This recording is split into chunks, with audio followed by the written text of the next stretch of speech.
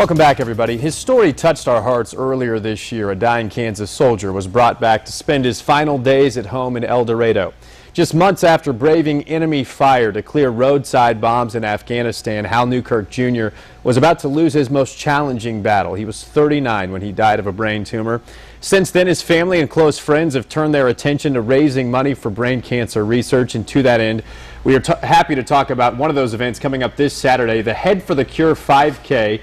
It is taking place at Sedgwick County Park, correct? And we are happy to be joined by Hal's father, Hal Neukirch Sr. Thanks a lot for being with us. And also Gina Hendershot, who's the race organizer. Guys, great to have you in here today. And Hal, I want to give you the chance to talk first about your son, because his story did touch us all in so many ways. Why is it so important that you continue to keep his memory alive? Just to extend the fight that that he had the last 15 months to live, and that's what he wanted to do. And we know that there's many others that also are going to contract this or have it now, and whatever we can do to extend life and eventually get to a cure, we're willing to participate in. Gina, I think one of the neatest parts about this, I talked to Hal earlier. I know Hal Jr. was such an athletic guy, such a fitness enthusiast, so what better way to honor his memory and those that are facing this battle than to have a run of 5K? Absolutely. This has been going on for 9 years. This will be the 10th year in Kansas City, and I too lost loved ones to brain cancer, so to bring it here and get everyone out there, walkers, runners, families, that's what we're looking for. It's not just about the run, it's the families getting out and supporting and showing the support for the cause. Just to have support across the board for people to know that they're not going through this alone. Hal, I think one of the interesting things you mentioned to me earlier too is while our ultimate goal is to find a cure, in the meantime we want to find a way to extend life and we want to make people more comfortable. Can you talk about that a little bit? Yes.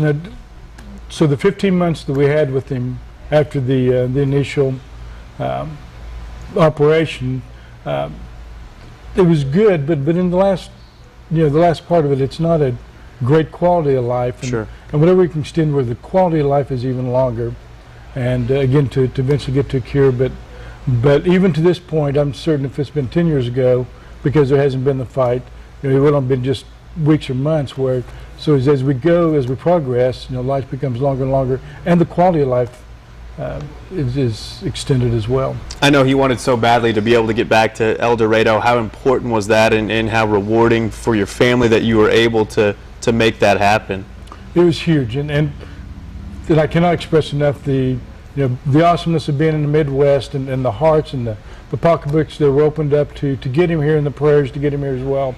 And but the last 4 weeks we had with him were huge. I even brought a piece of paper, and I know you can't see this, but after he had his surgery that was going to take his life there, which was actually a lung ailment, he wrote on here, it says, "Please save me, but don't want to die." And so they did this operation, and that was the Sunday before they transported him on Thursday. And they said, "What do you want to do?"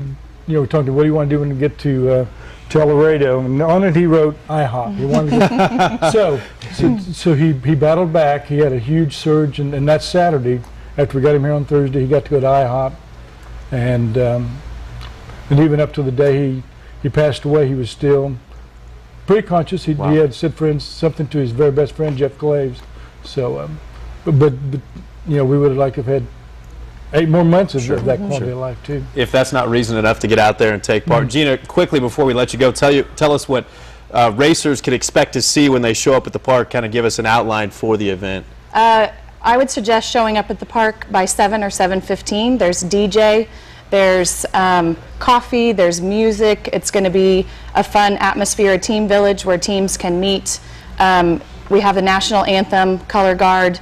Hal's family is going to be starting the race. It's tremendous. Yeah, it'll be a lot of fun. All right, well guys, tremendous to see you both. Hal, thanks for coming on and telling your story, and we hope to raise some money, and we hope to eventually find a cure. Best of luck with the race this weekend.